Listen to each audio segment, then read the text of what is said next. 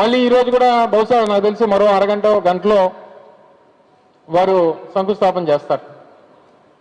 ఆ వేదిక మీద ఎక్కి మళ్ళీ మమ్మల్ని తిడతారు, మా నాయకుని తిడతారు, గొడ్ల పార్టీ అంటారు, సైకో అంటారు, మరొకటి అంటారు, మరొకటి. ఏ వేదిక దొరికినా గూగుల్ అవనివ్వండి, జిందాల్ అవనివ్వండి, రెన్యూ పవర్ అవనివ్వండి, ఏ ఇంటర్నేషనల్ వేదికలు అంటే దేశ స్థాయిలో ప్రపంచ స్థాయిలో గుర్తింపుకు చెందినటువంటి సంస్థల్లో సంబంధించినటువంటి వేదికల మీద కూడా మీకు జగన్ నామస్మరణే,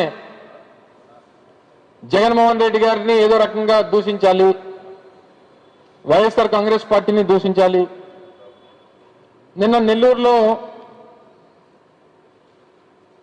వారి సభల్లో ఎక్కడో మాట్లాడుతూ మొన్న నేను మహిళా కమిషన్కి హాజరయ్యాను. ఆ రోజు నేను కూడా చాలా క్లియర్గా చెప్పడం జరిగింది.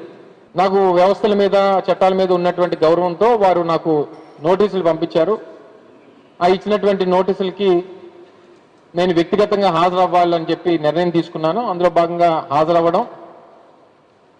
హాజరయ్యి వారు అడిగినటువంటి కొన్ని ప్రశ్నలకి సమాధానం చెప్పాను. ఏం చెప్పానో కూడా ఆ రోజు పత్రికా సమావేశంలో వెల్లడించాను.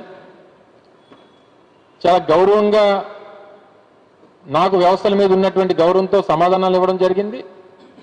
రిటర్న్ రిప్లై కూడా వారు ఏదో సెక్షన్స్ ప్రకారం రిటర్న్ రిప్లై అడిగితే రిటర్న్ రిప్లై కూడా ఇవ్వడం జరిగింది. బయటకు వచ్చి కూడా చాలా చెప్పాను. నేను ఏదైతే మాట్లాడానో దానికి కట్టుబడి ఉన్నాను.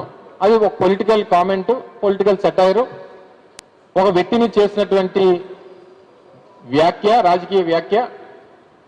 ఇది మహిళా లోకం మీద చేసినటువంటిది కాదు. నేను ఏ ఉద్దేశంతో ఆ మాటలు మాట్లాడానో కూడా చాలా క్లియర్గా వివరించాను. మరి ముఖ్యమంత్రి గారికి ఏం అర్థమైందో, మరి నా భాష నేను తెలుగులోనే మాట్లాడాను ఆ రోజు. మరి వారికి ఏం అర్థమైందో తెలియదు, కానీ ముఖ్యమంత్రి గారి స్థాయిలో ఉన్నటువంటి వ్యక్తి, అంటే ఒక రాజ్యాంగబద్ధంలో రాష్ట్రంలో హైయెస్ట్ పొజిషన్లో ఉన్నటువంటి వ్యక్తి నన్ను ఉద్దేశిస్తూ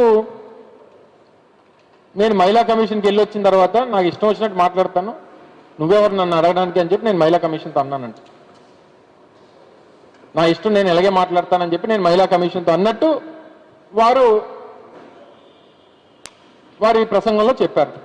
చెప్తూ ఏమన్నారు, ఆ సైకో తాలూకా ప్రోత్సాహం ఉంది, అందుకని వీరు ఇలా మాట్లాడుతున్నారు అని చెప్పి ఆయన మా నాయకుడిని ఉద్దేశిస్తూ కూడా ఓ విమర్శ చేశారు. నేను 2-3 క్వశ్చన్లు, 2-3 సందర్భాలు వారి పార్టీ నాయకులు మాట్లాడినటువంటి సందర్భాలని గుర్తిచేస్తాను. అది ఏ సైకో ప్రోత్సాహంతో మాట్లాడారో ఒకసారి చంద్రబాబు నాయుడు గారు చెప్తే బాగుంటుంది.